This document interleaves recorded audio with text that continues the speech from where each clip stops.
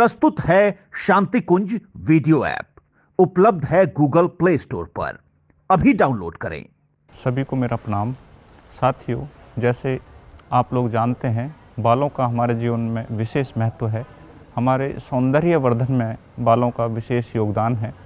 हमारी माता बहनें और हमारे बड़े, आपने देखा होगा किस तरह से वो रीठा, आंवला, सीकाकाई का उपयोग अपने दैनिक जीवन में विभिन्न प्रकार के स्कैल्प है, फोरहेड है, हेयर्स हैं, डैंड्रफ है, इस सब को सही रखने के लिए, अपनी बालों को सही रखने के लिए इन सब का उपयोग करते रहे हैं। साथियों, आओ हम जानें किस प्रकार हम रीठे को औषधीय उपयोग में ला सकते हैं, किस प्रकार इसके विभिन्न जो भाग हैं कैसे औषधीय उपयोग में आ सकते हैं। जैसा कि आपने सुना होगा, अस्थमा बहुत ही कॉमन आजकल साधारण रोगों में से एक है। अस्थमा का जो कारण है, आपने कभी देखा होगा कि वो व्यक्ति जिनमें कफ प्रकृति और वात प्रकृति दोनों बढ़ जाती है, वो अस्थमा से ज़्यादा प्रभावित होते हैं। ऐसे व्यक्तियों में ड्राई कफ उनके जो श्वसन तंत्र है, रेस्पिरेटरी ट्रैक्ट में, वो ऑब्स्ट्रक्शन कॉज करता है, जिसकी वजह से उन्हें सांस लेने में, श्वसन में समस्याएं होती हैं। रीठा जो आप देख रहे हैं, इसकी बार्क, इसकी यानी कि छाल, इसके पत्र और इसका फल, तीनों ही अस्थमा के निवारण के लिए उपयोग में लाया जाता है। यह हमारे जो श्वसन तंत्र है उसमें जो कफ उसकी बाधित करता है, उसको ये निकालने में हमारी मदद करता है। यह एक एक्सपेक्टोरेंट का काम करता है और वो सहजता से हमारे रेस्पिरेटरी ट्रैक्ट से निकल जाता है और हम अस्थमा से निजात पा लेते हैं। इसके साथ साथ यह ओबेसिटी आज के समय बहुत ही ज़्यादा, बहुत हर वर्ग के व्यक्ति को प्रभावित कर रहा है। बच्चा हो या फिर वयस्क हो, सभी आजकल ओबेसिटी के चपेट में बहुत साधारणतः आ जाते हैं। उससे निवारण के लिए क्या होता है, जब हमारी जीवनी शक्ति कमज़ोर होती है या हमारी पाचन शक्ति कमज़ोर होती है तो इंडाइजेशन होता है। इंडाइजेशन से आम वात बढ़ जाता है और आम वात के बढ़ने से मैदा बढ़ जाती है और मैदा के बढ़ने से हमारा एडिपोज टिश्यू इकट्ठा होने लग जाता है, जिससे हम फैटी हो जाते हैं, हम मोटे हो जाते हैं। यह क्या करता है, यह हमारी इंडाइजेशन की समस्या को दूर करता है और अग्नि प्रदीप्त करता है। हमारे स्टमक में, हमारे पेट में अग्नि प्रदीप्त करता है।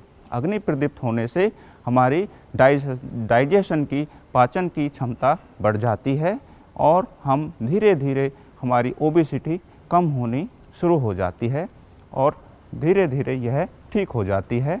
इसके लिए हम क्या कर सकते हैं, जो इसका फल होता है, रीठे के फल का 30 से 60 ml, इसका हम सेवन दिन में 2 बार कर सकते हैं, क्योंकि इसका जो फल होता है यह उष्ण और तिक्त गुण रखता है। अधिक मात्रा में लेने पर यह पेट में गर्मी भी कर सकता है। और यह रीठा जो है, यह टैक्सोनॉमिकली सेपिंडस मुकोरोसी के नाम से जाना जाता है।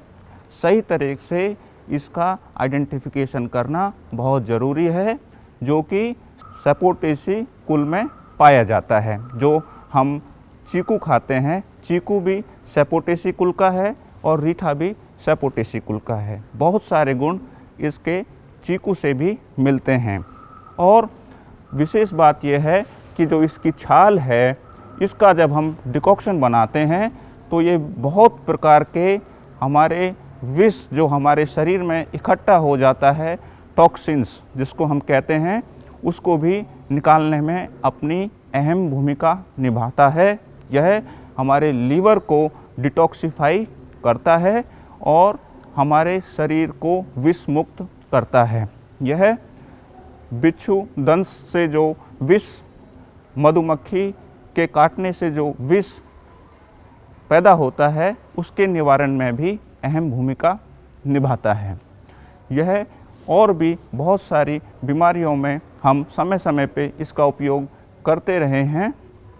यह उपयोग करने से पहले हमें विशेष प्रकार से यह जान लेना चाहिए कि किस अवस्था के मरीज को इसको दिया जा रहा है। यह प्रेग्नेंट विमेंस में बिल्कुल नहीं देना चाहिए। यह गर्भपात कर सकता है, इसीलिए इसका उपयोग करने से पहले मरीज की अवस्था, उसके और कहीं कोई और रोग तो कहीं मरीज में नहीं है, यह भी जान लेना बेहद ज़रूरी है, ताकि इसको उचित प्रकार से उपयोग में लाया जा सके। इसकी मात्रा भी उसमें से बेहद ज़रूरी है, कैसे हम इसका सही मात्रा में सही तरह से उपयोग में ला सकते हैं। जैसा हमने बताया, अस्थमा को सही करता है, यह ओबेसिटी को सही करता है।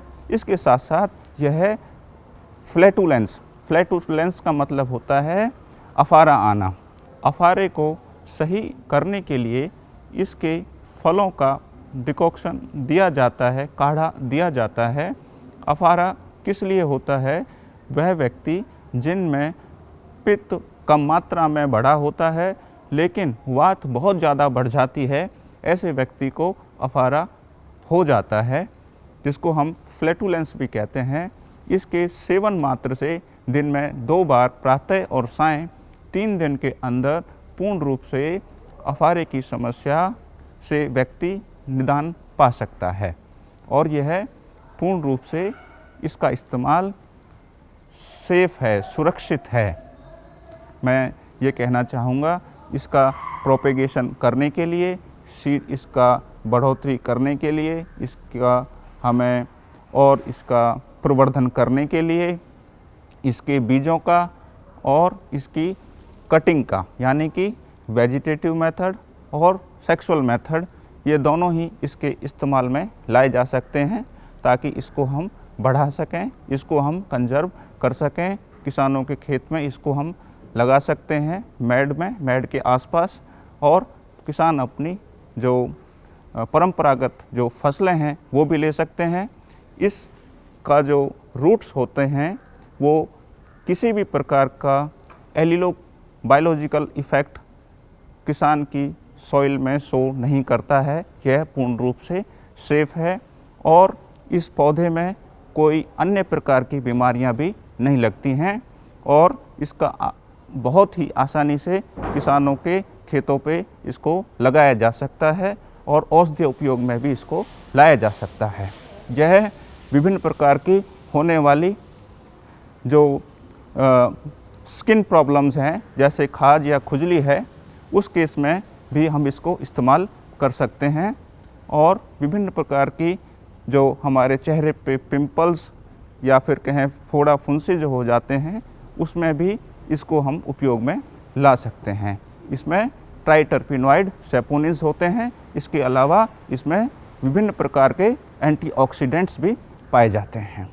तो मैं समझता हूँ इस पौधे के संरक्षण करने की बेहद आवश्यकता है, गांव और शहरों के विकास के लिए भी। प्रस्तुत है शांति कुंज वीडियो ऐप, उपलब्ध है गूगल प्ले स्टोर पर।